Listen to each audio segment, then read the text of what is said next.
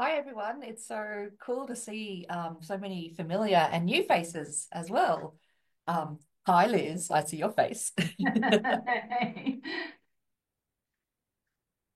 Because I have the slides up, it means I can't actually see the time on my screen. So could you let me know when we're getting to about a couple of minutes past?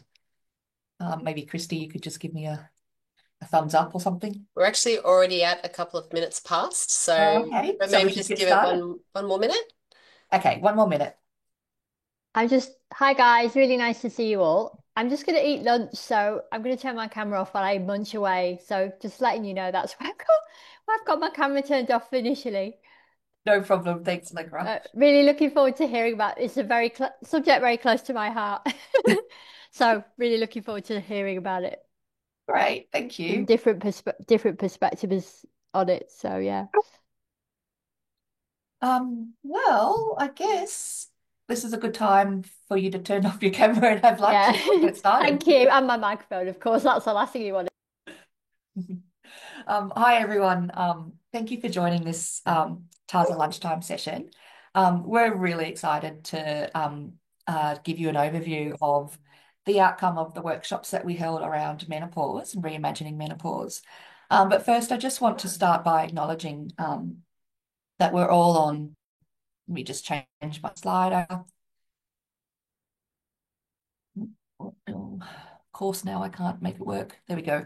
I just want to acknowledge that we're all on stolen land wherever we are across Australia, so-called Australia, as uninvited settlers.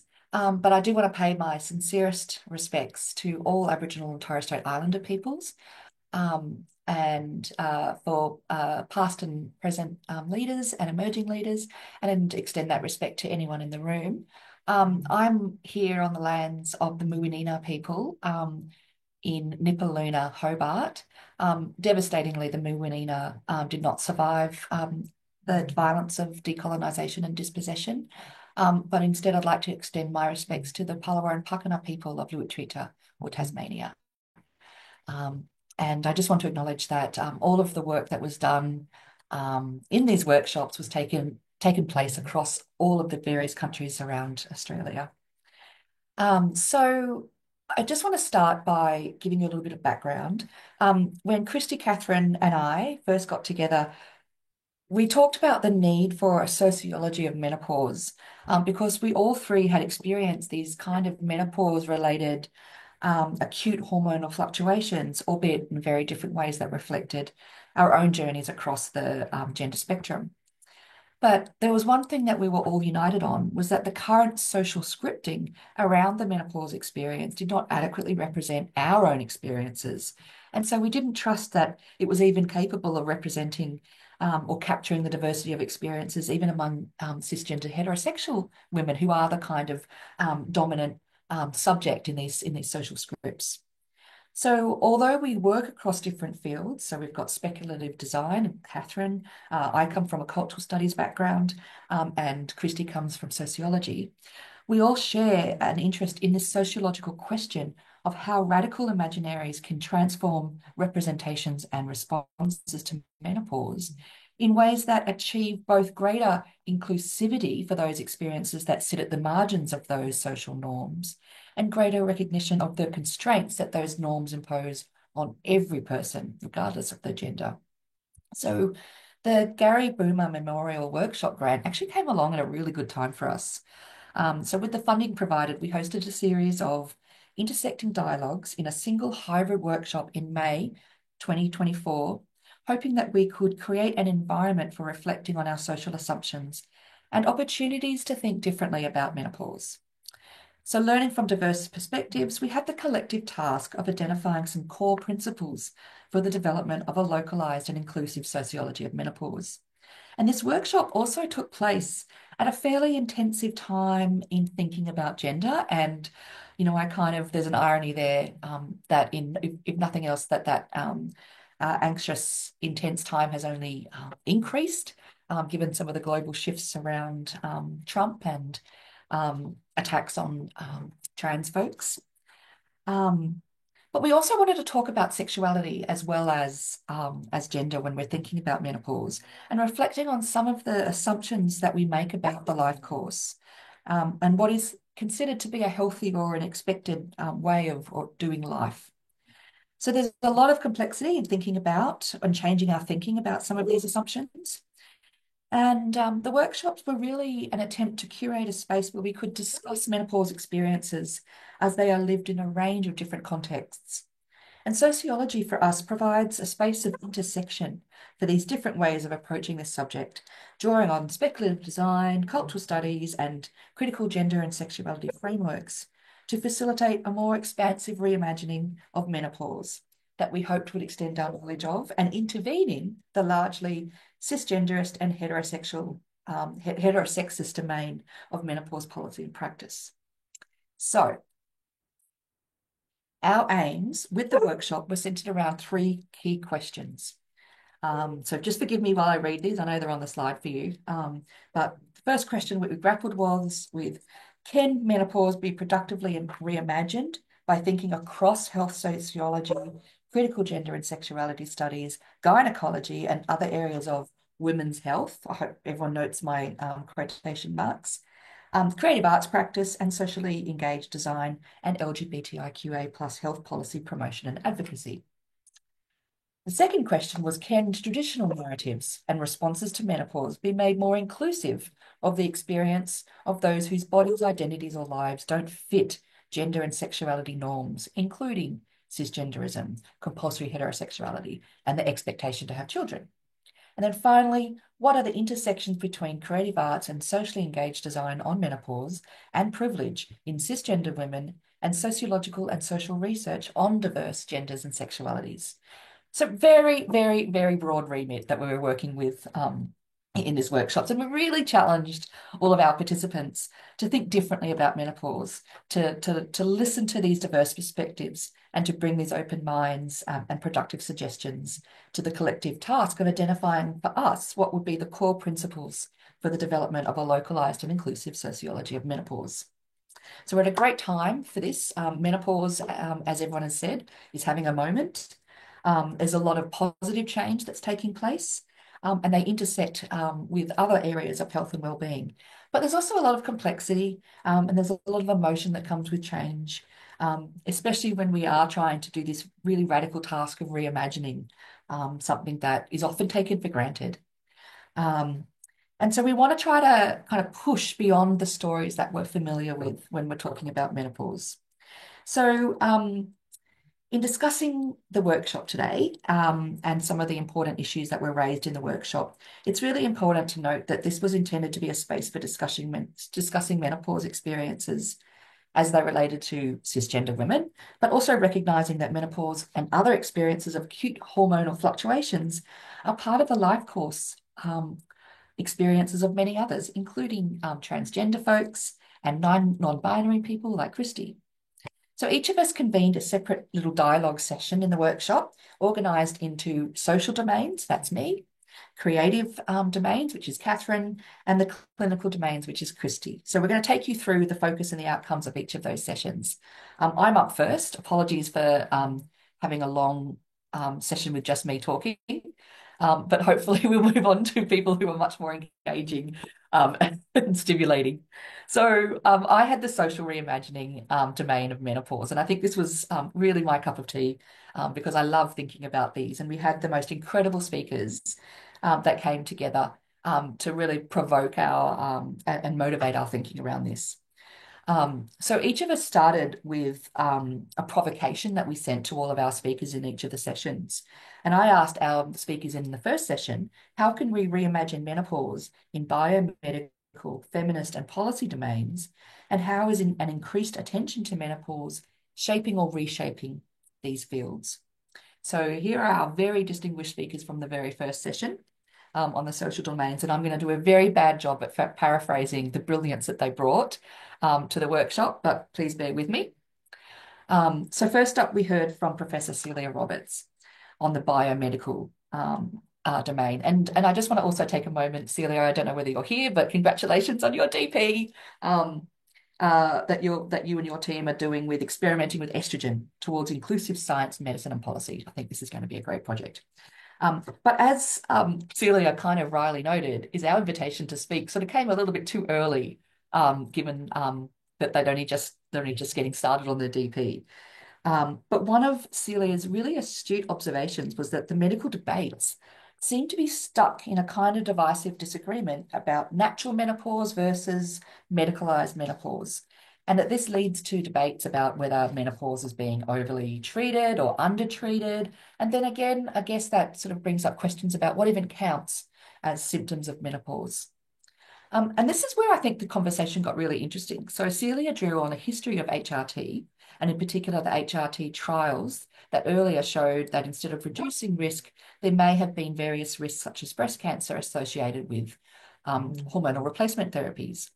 And so as a result of that, what happened clinically is that these vast numbers of people stopped taking HRT, but now compare that to now, and we have a $20 billion US dollar industry globally at the same time as there's been these kind of global shortages in patches and other modalities of delivering hormone therapies.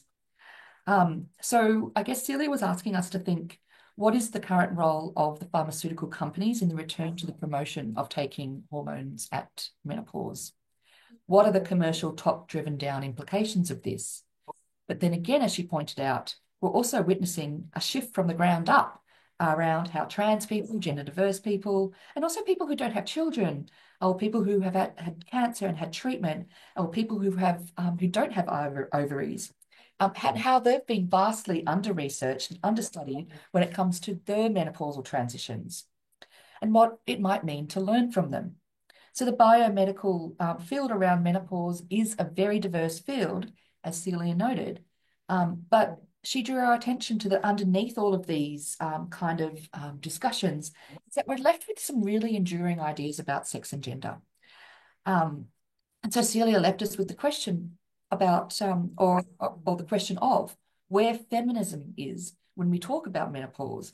And she was really clear to make it really stand out to us that we're not in agreement right now about what a feminist take on menopause is, and that we should be really careful about talking about it as if there is a singular feminist take on menopause. So next up, we had the amazing Associate Professor Lucy Nicholas, another women's studies graduate and a genderqueer person, to talk about feminisms. So Lucy was interested in the social and political implications of degendering and in ideas about sex and gender that underpin a lot of those conversations. And what I also loved about Lucy's approach to this provocation that we posed was their interest in how we can navigate this current moment in thinking about sex and gender without losing utopian thinking, so without losing feminism. And so Lucy drew our attention to all the media hype about degendering language in medical worlds, which is ostensibly to better include queer, trans, non-binary and intersex folks in discussions which has historically centered around this notion of women's health, including menopause. And the most extreme opposition to this is the argument that it erases womanhood. But as Lucy pointed out, this kind of debate reduces any middle ground between these polarized debates. And so this debate kind of pits these two positions against each other as if they're the only two choices, right? To celebrate and enhance womanhood or to erase it altogether. And this is a zero-sum logic, as Lucy pointed out, in the false binary that is pushed between either binary difference or sameness. So rather, Lucy proposes that we do not try to erase difference, but that we ought to reduce the significance that we put on those differences and how we try to put them in binaries. And so grouping and retaining a category of women's health conceived solely and only in terms of difference from men, and I'm going to quote directly from Lucy here, goes against the wishes of increasing numbers of people who wish to be understood and exist and understand the world outside of that binary. And so this was a call, I think, from Lucy to sit with complexity. And last but definitely not least, the enduring brilliance of Professor Kylie Valentine shaped the last talk on policy domains. And of course, Kylie is the director of my scholarly home, CSRH. And so we were incredibly privileged to hear from Kylie. So Kylie started by reflecting on the sorts of discussions about how menopause is increasingly visible in policy discussions, especially around menopause in the workplace. And she pointed to the rhetorical devices that are mobilised, that there are women who are role models, senior captains of industry, who are at the prime of their earning capacity, and who are leaving because workplaces just aren't simply set up for their experiences of menopause. So this is an economic argument, right? Because as Kylie points out, this is what you need to get things done in policy. But Kylie also pointed out that there's an implicit mobilizing technique in rhetoric around how there's been a silence up until now about menopause, and that menopause has, up until this moment, been quite invisible. But this is the rub. In the wake of policy attention is the increasing narrowness of the conversation, that this is privileging a particular type of cis middle-class white woman working in an office who has a particular work pattern and practice. And so in making menopause a policy problem, we are privileging people who are in many ways already privileged. And to quote Kylie, clearly what's going on is a particular model of menopause, a particular type of menopause that is the imagined experience being made visible through these discussions. So then who gets left out, right? While Kylie thinks it's a great thing that menopause is being discussed as a workplace issue, as something that is the responsibility of governments and organisations to respond to, there is a risk of the amplification and normalisation of a particular type of person having a particular type of menopause. And so I guess Kylie drew attention to this story as one that might mimic the precedents for domestic violence entitlements in industrial agreements. So the idea of in some enterprise agreements for people that have experienced domestic violence, they can have specific leave to sort of respond to that disruption in their life. And employer groups and industry groups have critiqued what they see as an unnecessary intervention because they would say, well, you know, domestic violence leave provisions are already provided, that they are negotiated in each and every case. And of course, they don't want to mandate leave entitlements because then there's a risk of employers not employing people who they think may be at a risk of domestic violence. You know, and this is quite a silly argument because, of course, everybody is in particular contexts. So, but with menopause, Kylie was noting, is what happens to people who look like to an employer that they might likely make use of those industrial entitlements to which they are entitled. So they're seen as a risk because they're going to cost more. So as Kylie says, these sorts of blunt policy mechanisms take a vulnerable position and sometimes make it more vulnerable. Sorry. Oh, okay. It's just sorry. So that if we have sorry, I think Carmo might have been on. Anyway, so we have industrial agreements that make menopause, say, similar to sick leave. Then what it does is make vulnerable people, in which case you need special. Sorry, let me start again. I got a little bit flustered. These are blunt policy mechanisms, right, that take a vulnerable position and make it more vulnerable by making the person riskier for public participation. So that if we have industrial agreements that make menopause, say, similar to sick leave, then it does something to make either identify a person that is vulnerable to it, in which case you need special provisions, or it doesn't affect the person, in which case this person becomes a model employee. And so we've kind of turned full circle with something that Celia started with.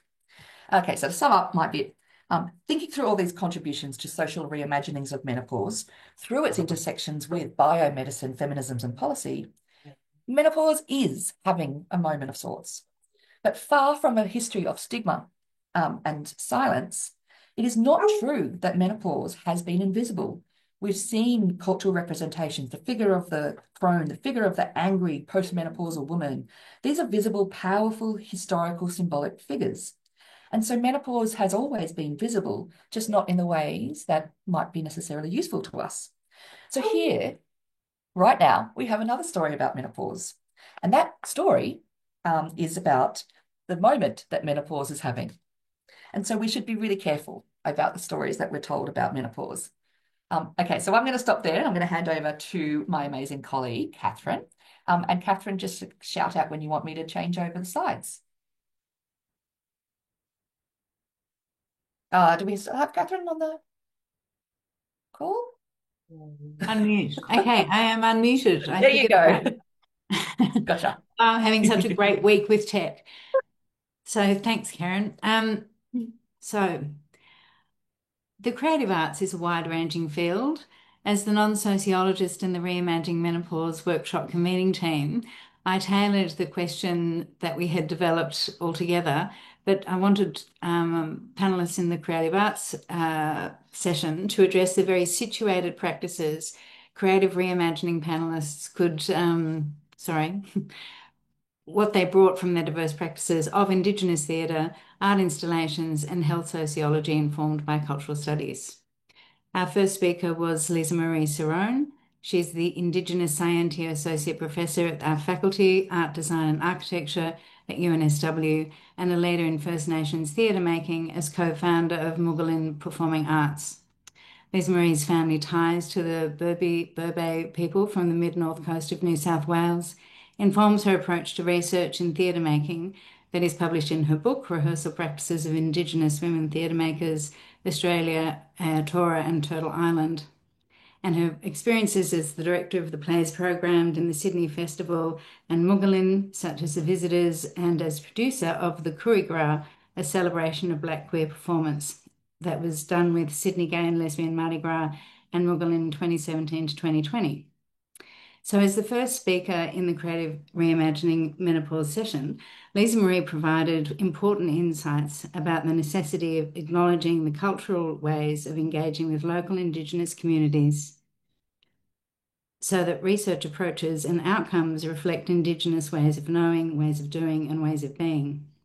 Observing that the Indigenous researcher often brings to a community that is different, often belongs to a community that is different to the community of non-Indigenous researchers, she discussed how in community an Indigenous researcher understands relationships, roles, status, and positions in distinctly different ways to what is experienced by non-Indigenous researchers. I think we need to, thank you. She summarised this as we are in the process of double research agendas between the academy and the community.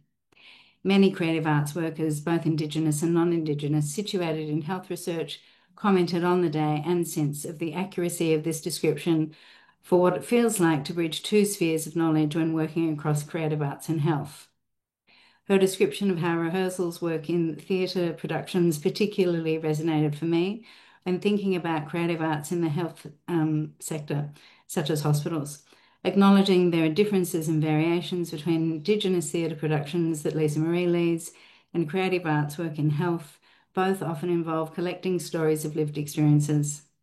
Her account of theatre rehearsals included a powerful summary that reflects the experiences of many creative arts workers. Throughout the rehearsal process, each playwright would shift, expand, and contract a way of working through the practice and the methodology of story sharing. So this statement emphasises the very situated nature of the creative arts here in Australia and in countries like Denmark and Finland, where creative arts research in health has a long history. The verbs shift, expand, and contract aptly describe how creative arts researchers tailor their approach for the context in which the research takes place. And what this means in practice is not only close collaboration with the host organisation prior to a creative event, but in addition, a responsive moulding of the event according to the participants in the room. This requires flexibility in how activities are prepared and adapted to accommodate the flow of the conversations during a workshop. She concluded with a discussion of Nazari Dickinson's play, Goodbye Auntie Flo, that toured with the Ilbageri Theatre Company that year, in fact, last year. The play was described in the promotional literature as, quote, meet Flo, the unwelcome auntie everyone complains about, but who we depend on for our very existence. You would think we'd be proud of this most significant Tita, but we hide her away and talk about her in whispers, especially later on when she stops turning up altogether. A hilarious play created by Mob for Mob. And the painting on the screen was developed to visualize the themes the play depicted. So there's a full description of that painting if anybody's interested in, I can send it. Next slide, please, Karen. So Macon Reid was our second speaker. As an installation artist based in New Orleans, Turtle Island, Christy first met Macon when they were in Sydney for an artist residency at UNSW in the National Art School for Sydney World Pride in 2023. Macon's large immersive handmade installations, such as the Paws Apothecary, host extensive participatory program through a queer and intersectional feminist lens. The Apothecary was commissioned by the group Let's Talk Menopause, the first national non-profit, such an American word, to address menopause in the United States, which, as Macon pointed out, clarified where the United States was in terms of menopause in 2022. What stood out in their presentation last year and stands out even more this year in light of the Trump government's attempts to eliminate organisational frameworks for diversity, equity and inclusion and sent social justice even further back into the dark ages, is how powerful a statement the work is from a young non-binary person interested in intergenerational cross-sector discussions about acute hormonal fluctuations. In case the images don't do it justice, I want to include an excerpt from a review of the show that captured the spirit of the imaginary pharmacy. It described the products as enlarged jars mimicking pill bottles, which line the shelves, including canisters named Compounding Stigma, More Rage, Mood Swingers, and Va Va Voom as a treat. Macon spoke about the importance of establishing clear parameters for discussions about gendered health, describing this as important relational work they do in all their projects. Their installation of joke products is really saying menopause is non-binary, which was something Macon discussed in terms of making it very clear to the people in the organisation that commissioned the project, all heterosexual, cisgender white women, ahead of time. Macon spoke of being really clear that it's very important for them that this is a queer version of the conversation around menopause. And the quotes from Macon on screen pretty much summarises their reflections on the installation a year later. The overall feeling of most people that came through the exhibition were just like, oh my God, thank God someone is actually talking about this, whether it was just because they were learning about their own body's future or something they had gone through. And the number of older women who came up and spoke to me and said, I went through this in complete isolation. I thought I was going crazy, and I'm so glad to see this. Macon said that was powerful. We're just trying to understand and imagine new ways that we could be together. Next slide, please, Karen. Thank you. Kath Aubrey from Swinburne University is a professor of media at Swinburne and an ARC fellow leading the Digital and Data Literacies for Sexual Health Policy and Practice Research Project 2022 to 2026, and is also a chief investigator on the Swedish-Australian collaboration Digital Sexual Health, Designing for Safety, Pleasure and Wellbeing in LGBTQ+ communities, which is 2022-2025. Kath explained that her training in cultural studies and humanities provides a way of looking at media representations through a gender and power lens. She described her research, mostly in partnership with external organisations, as now involving empirical work that compares how people experience sexual health and well-being through everyday digital practices and how these practices intersect with formal health data services. Her discussion of how people use data in health apps through drop-down menus to explain gender, sexuality and race focused on the gaps and contradictions between what people say, what they don't say about themselves, and what it's possible to say or not say on some platforms, depending on what the drop-down menu permits. In contrast, a health practitioner's understanding of health research data is often interpreted through the lens of demographic categories. So these gaps between how people explain gender, sexuality and race data through drop-down menus and how health practitioners interpret health research data through the lens of demographic categories create a lot of contradictions in healthcare. In Kath's discussion of the emerging fields of sex tech, femtech and nanotech, these disparities got really intriguing. She described how tech founders spoke about products and interfaces at digital health expos in a particular kind of narrative she described as a formulaic, personal, subjective history. For example, an inquiry on a health app like, I'm a woman in pain, I have endometriosis, will usually prompt an invitation to provide more information framed altruistically as an opportunity to contribute to the pool of knowledge. Quote, because we need more data about women. After providing the data the app requests, the inquirer will receive a message, something along the lines of, We have a doctor on our team who assures you that this is something we can help with.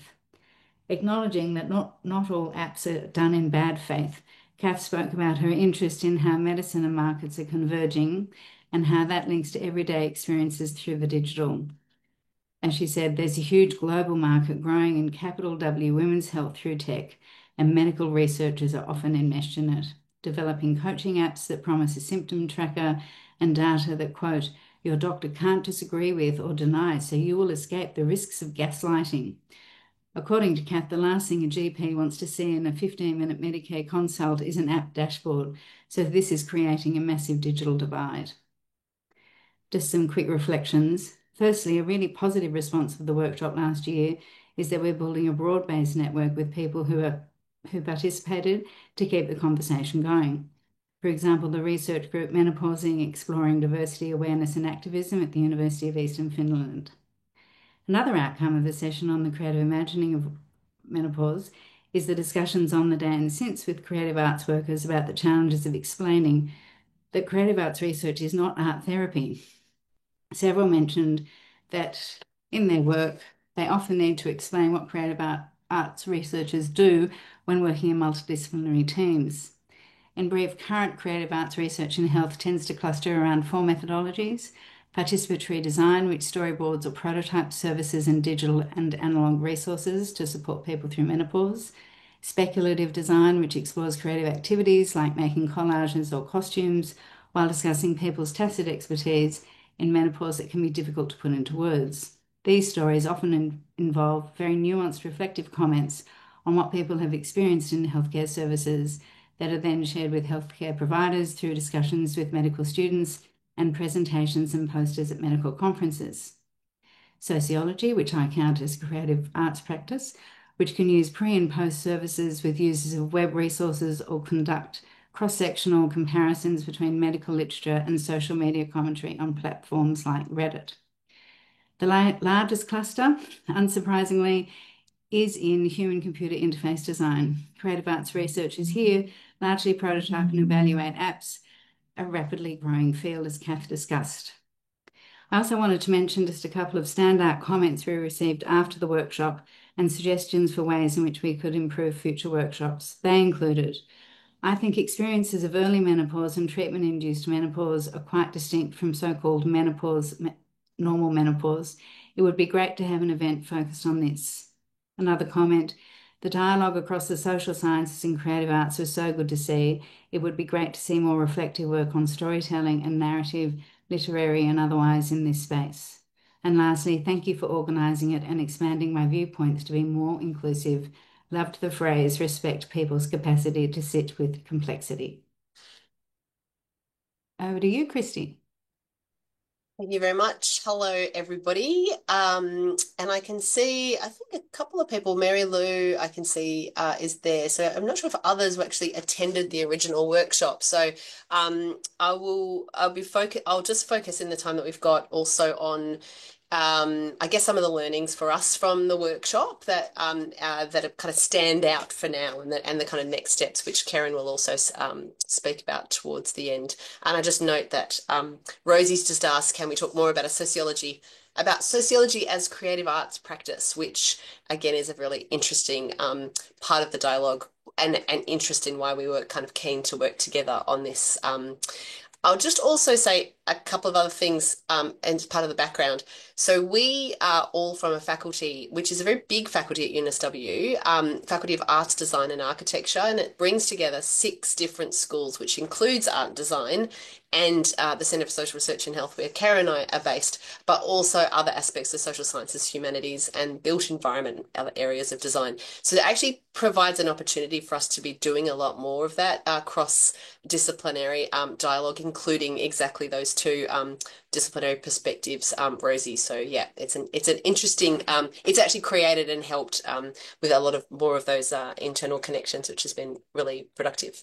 So I was tasked with thinking about some activities we could do in this workshop that related to a clinical reimagining of menopause. And I think we've already spoken about many aspects of how, I guess, health more health broadly and menopause experiences more narrowly are being reconceptualized and have been worked on in different ways by different players over many decades. But there is an intensification of attention to this kind of domain of menopause in the last few years that is really interesting to all of us and also personally relevant for different reasons. So I love thinking and talking about clinical anything at any time. So this is the area that that makes me really excited to be thinking about. And if you tell me that I can talk about clinical stuff as well as gender and sexuality, I am literally in heaven. So this was a really fun project to be working on. I also had the last session in the day where we knew everyone would be tired. So I wanted to think about how we could make use of that time in a slightly different way. And so what I thought I would trial, and I think it worked quite well, and we got various pieces of feedback from it, was to use a methodology called brokered dialogue. I think I've got in the next slide, maybe, is there a reference to broker dialogue in there? Yeah, down the bottom. There we go. So yeah, so I think the reason I was interested in broker dialogue, and I've used it's the second workshop that I've used this in now, is that this methodology was developed in order to create a space for exploring what are considered controversial health and social issues in a way that creates a bit of beyond a sort of safe space idea. It actually creates a way to bring in different forms of experience or knowledge in a way that can then be explored usefully in a workshop context. So I'll explain a bit more about that. I think I just wanted to say this is an area that can be quite complex, definitely controversial. As Karen noted, the controversial dimensions are accelerating apace internationally, but also, I would argue, locally. And as a person who personally has come to identify increasingly trans in the last few years and having my own experiences and encounters with hormonal therapies, which have been a really positive experience for me, and also have complicated my understanding of what menopause experience might be, what it might look like, how I look for evidence of that, how I understand it in relation to my peers, peers of a variety of kinds, has kind of informed my thinking about why creating spaces for dialogue across difference is increasingly important. So the question that I wanted to bring to this method was, how has menopause been traditionally imagined in different clinical disciplines, so from patients, therapeutic and other perspectives, and are new ways of imagining this possible and desirable at this point? So what I did was interview in very high tech, Zoom interviews, 6 people who brought the most incredibly wonderful and broad range of experience to this central question. So the forms of expertise I've got on the left there are kind of brought my themes, and they don't map onto a single person. There's all kinds of pieces from many of this that connect to more than one person. But I did want to make sure we had a combination of people who are kind of paid for this work and others for whom this is lived everyday reality. But just wanted to say that's not a binary. Yes. Yeah. So the methodology is that they're very kind of informal interviews, and then you pull clips out, and then you use those clips in a workshop session to provoke discussion and to have some different ways of thinking about what's been presented in that kind of lived story form. These are the questions that I used broadly to be doing my interviews. Again, it really depended on people's individual experience, and they needed to be short because we didn't have a whole lot of time. But it was a really interesting methodology. I would highly recommend it as a very kind of simple way to open up some lived experience perspectives in a way that really can feel accessible. I should just say this was not data. I did not get ethics approval in order to publish these were people who were happy to be public and to contribute to a workshop where we were discussing in an education forum rather than this being published research. So that's important to note here. You can do it for research purposes also. Okay. Yeah, so I organized all of the clips and edited and pulled out. That was fun and also challenging process, and organized it into two sessions. One was looking at reflections and the second was on reimaginings. Again, there was a lot of kind of crossover. I'm not going to take you through everything, but I've just pulled out three clips that I wanted to speak to briefly because I thought they kind of stood out for me. Uh, Particularly in terms of thinking about clinical reimagining. What are the kinds of life stories, bodies of knowledge, edges of biomedical practice and guideline, and as well as popular narratives that are kind of starting to shape and extend how we're thinking about menopause. So the first question comes from a person who is trans and spoke about having had the opportunity to skip the experience of menopause as somebody who identifies as transmasculine. And one of the things that they really wanted to emphasize was the complete absence of any discussion about menopause as part of all of the clinical encounters, all of the education and research work that they did around starting testosterone as a hormonal therapy for gender purposes. So even though they'd had children, even though they'd had all kinds of engagements with reproductive healthcare and healthcare more generally, just very clear to them that there was no recognition that starting T might have an impact on experiences of menopause. The second quote was from a non-binary person who was diagnosed with breast cancer very young, and medical menopause was part of the cancer therapy that was required or highly recommended in response to a hormone responsive cancer. It was a very great shock that menopause at that age was then part of the experience of responding to a cancer diagnosis. And I think that this video clips were really one of the pieces I think many participants said they were quite affected by, because often younger people's experiences of menopause is just not part of their thinking around where might that fit in the kind of overall picture. And the third was around sexuality as a major dimension to the background of menopause experience, which is often just really either missing in terms of the conversations around what might acute hormonal fluctuations at different ages mean for the kinds of experiences that you have and want, and also missed opportunities to ask for people to be thinking about what do I want at this point in my life, and not seeing menopause as different from that needing to be a question that's asked at different points in life. Can I have the next slide, please, Karen? So I've just pulled Time out. check as well, Christy. Yeah, no problem. I'll just jump through this last part. I just wanted to briefly say there is a Slido we did where we asked people to tell us what first feeling kind of came to mind when they were watching these videos.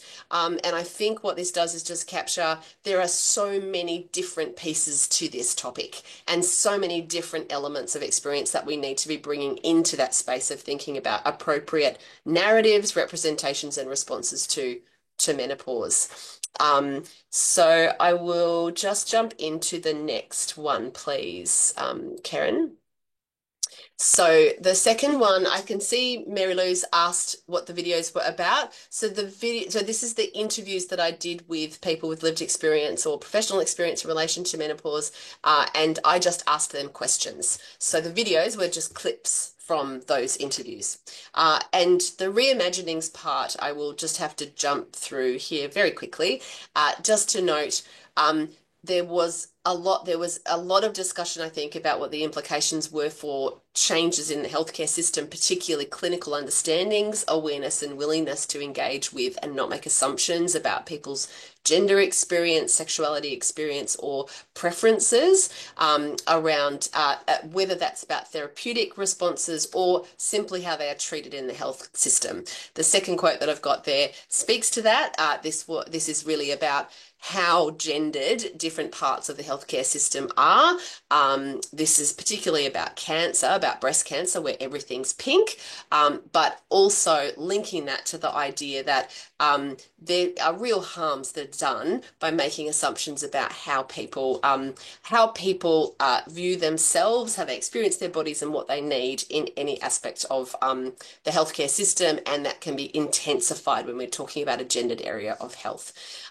The final one was just a very positive, I think, reading of generational change and the possibilities about an emerging sense of autonomy, of higher expectations potentially around quality of life and the kinds of preferences that people might feel able to articulate in the healthcare system. So that's a lovely yes, thank you, Mary Lou. I can imagine that I too share that sense that I can feel a great excitement when I see generational distinctions in the kinds of expectations that are being brought to these things. But of course, a huge amount of change also, which can feel a little tiring at times.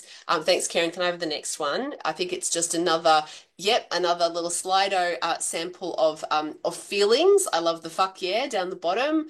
Energized to keep working, which is great, but also a lot of pain out there. Teary sadness. Really, people seem to be quite affected. I didn't want that to then just mean people were leaving not feeling like they had something that they knew what to do with. But I think it was able to strike a bit of a balance. If I could have the next one, Karen. I just did a summary of some of the takeaways that we were told that people shared with us again in Slidos about the workshop as a whole. So this looks beyond just the clinical, but we kind of ended it with the clinical, so I'm sure that there'll be parts of this which were more emphasized. These were the key things that people shared.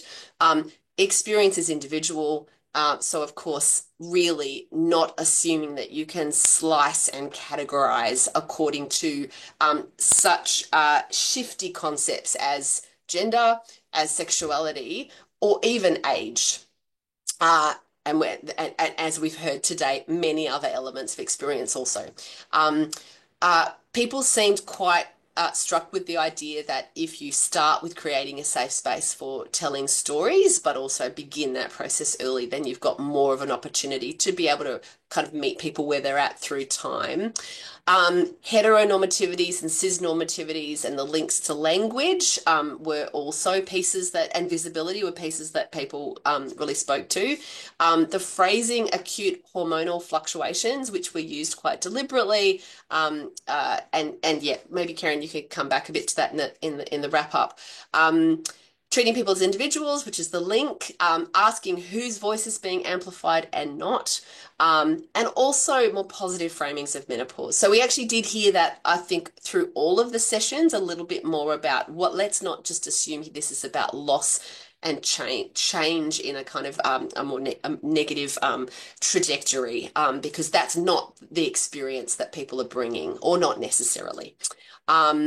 Again, we haven't spoken about this piece that much today, but I think it's an important part of it, which is experiences of we've said here, childless women, but also diverse experiences in relation to kind of reproductive imperatives and what that means for life course assumptions and the kinds of opportunities for reflection or being recognized in the systems that people engage with. Interdisciplinarity. So yes, absolutely a sociology of creative arts practice and many more.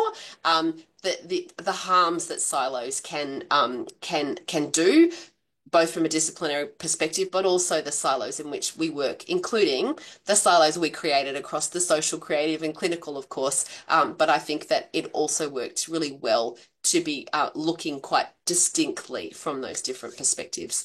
I think that's probably enough from me. Thanks, Karen. I'll hand back to you. Thank you.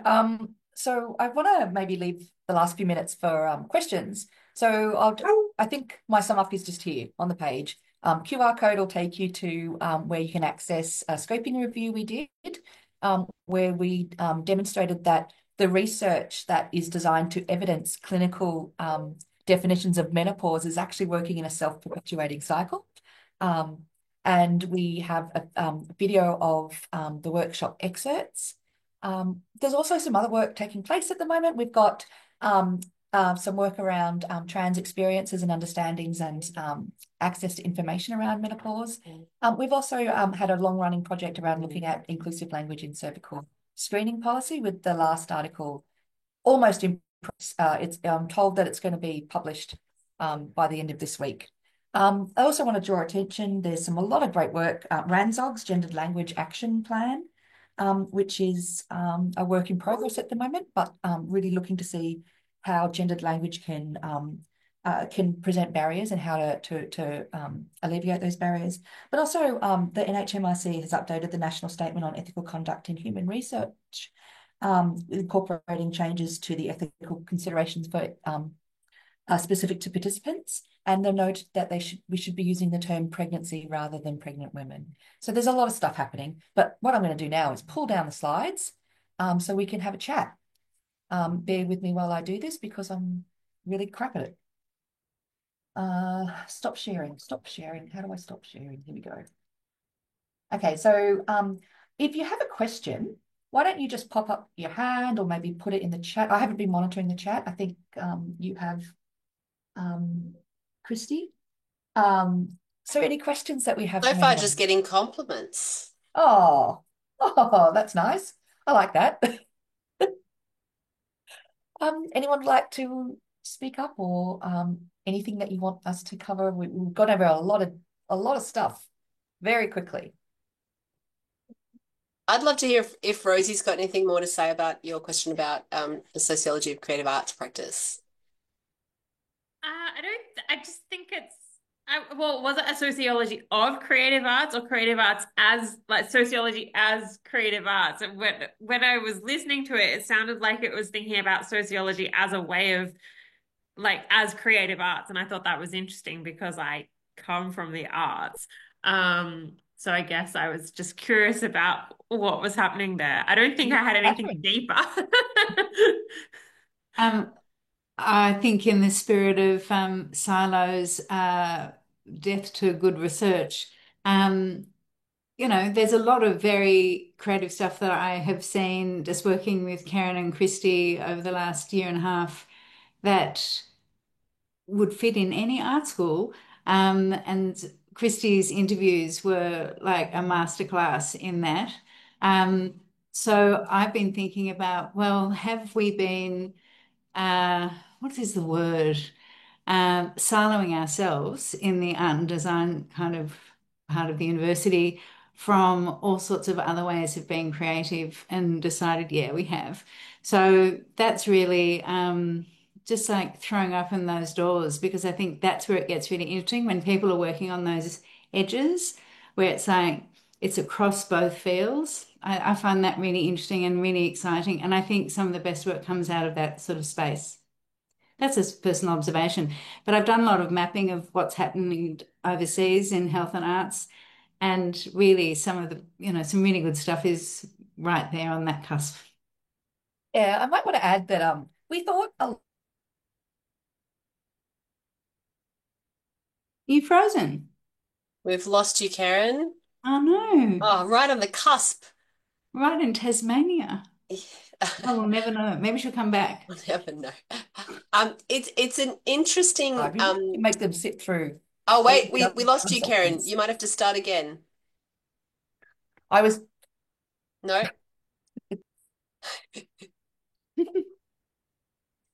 Okay. I was just going to say, in the faculty structure that we've got, that's one of the things which is really interesting to me, is to see creative practice researchers working in different disciplines, and we also have this art and design school where it's a critical mass, but in each of the other schools there are people doing similar things, asking similar questions, but often feeling quite isolated. So one of the one of the questions for me is there value in trying to link people and again create more of those critical masses, or is part of why they're doing such interesting work because they're not? I think that piece, like I think there's real pros and cons to being then in an area where you then are seen as having as holding your own kind of disciplinary weight, if that makes sense, as opposed to being working up against the edges of the people that are around you, with the questions you're asking and the methods you're bringing. Thanks Just for that. as I had a bit of an that, internet wobble. I know that there's someone that you work with, Christy, who does a lot of stuff with cultural probes, and I've done a lot of stuff with cultural probes, and we still haven't had that conversation, but I'm going to do it now that a big project got finished last week.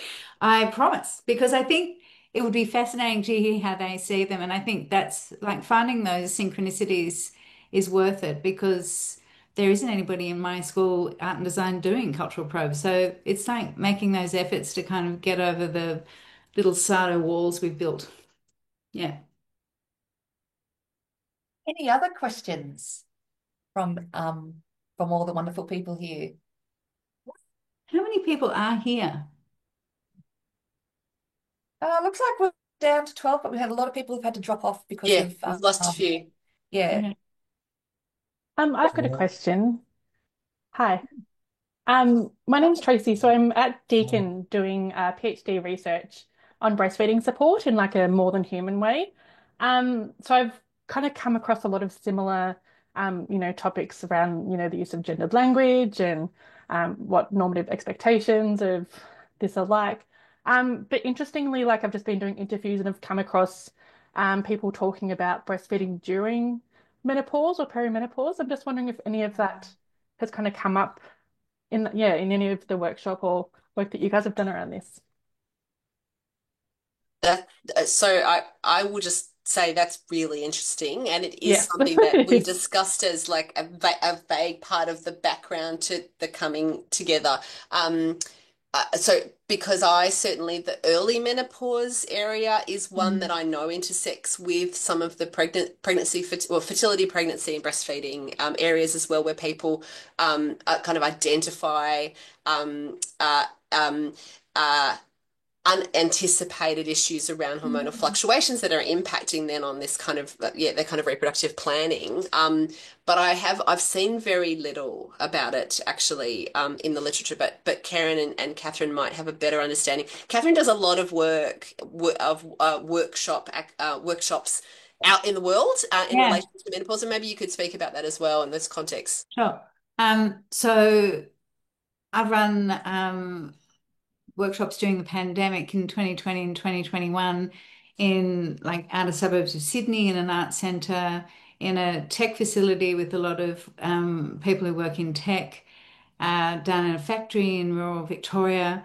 I think my most fun because it was the first time we'd gone on a long drive in a while. And I'm speaking about Chantel, who does a lot of work with me in workshops. And the last one last year was at Chris O'Brien Lifehouse Hospital in Camperdown, and that's a cancer hospital. So I've heard a lot of stories about not just, about how transformative menopause can be. I haven't heard anything about breastfeeding from that group, but I do have people who've come to other workshops, the tech one in particular.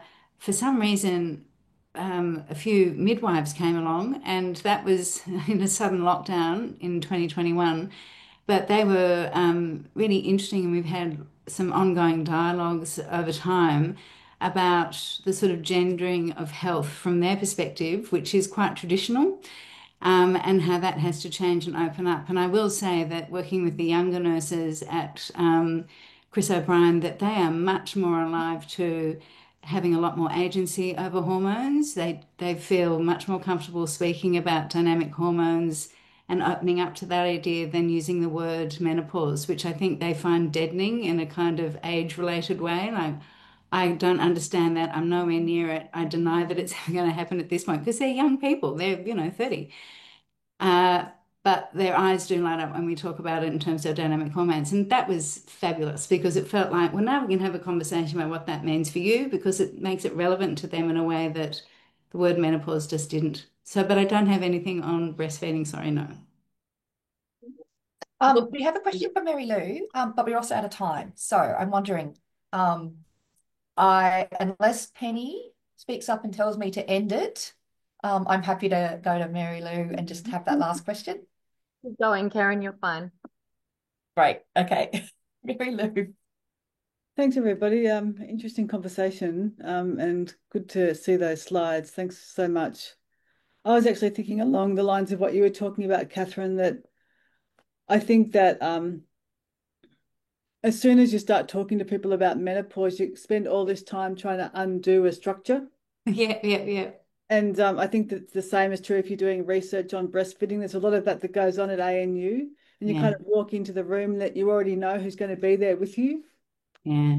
So I think that you're kind of like, and trying to get rid of that, or like, circumvent what's already there in that space is actually really hard work, I think. It is and I think it takes a lot of saying the same thing over and over again, sometimes to some people. Yeah, So so I they think start to just stop putting their, stereotypical cliches around everything. Gender normativity in a big way, and then some midwife parts of the world. so I suppose one of the challenges for us all, I think, is to try and think about ways that we can enter into these conversations where we're not already bringing together a group in advance, which I think is obviously what Christy, you were trying to do in that those people you brought together for that conversation, like they're not the usual suspects you tried to bring together for that, that sort of dialogue. So I can see what you're doing there. I think yeah, it's a tricky space to work in, but I do see that this is an issue that's happening across like lots of spaces. So that's kind of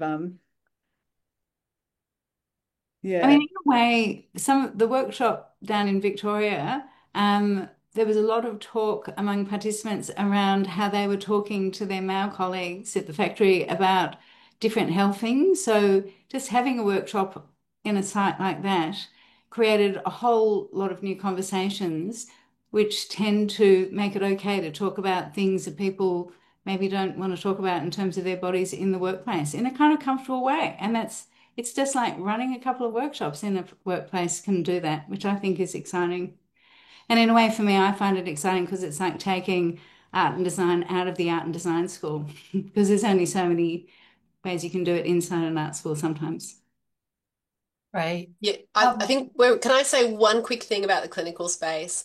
I don't think there's many people now who are working in reproductive health, OBGYN, like many of those areas that are not aware of the challenges to the gendering of the areas that they work in. I do think that there's this kind of the questions around the levers around change and the opportunities and the spaces for that is is really hard to predict. Like and it seems so. I mean, like other elements of change in health systems, so dependent on very specific champions in very particular institutions and kind of a kind of changing politics. The concern for me is always going to be that if it's seen as a kind of a challenge that is coming from one perspective rather than a space where we really are hearing from different people working in very different areas, there is less of an opportunity for that to continue to change. So, but I think that things like the RANZCOG gendered language project and other key clinical interventions being led by clinicians who are very passionate about this, but do it very carefully and gently behind the scenes is pretty key. There are comments and everything in the chat. So Penny, I think this tells us that we need to have another TASA funded kind of workshop. So maybe we'll hit you up on that. But I wanted to say thank you to everyone for coming to this. We've only just really rehashed what our wonderful speakers and participants had told us at the workshop. So I want to acknowledge that up front as well. And thank everyone, and especially Tazza as well for making this possible. Thank you so much for staying with us across this conversation. And I think that we're going to have lots more emails between us all as we keep this conversation going. So thank you, everyone.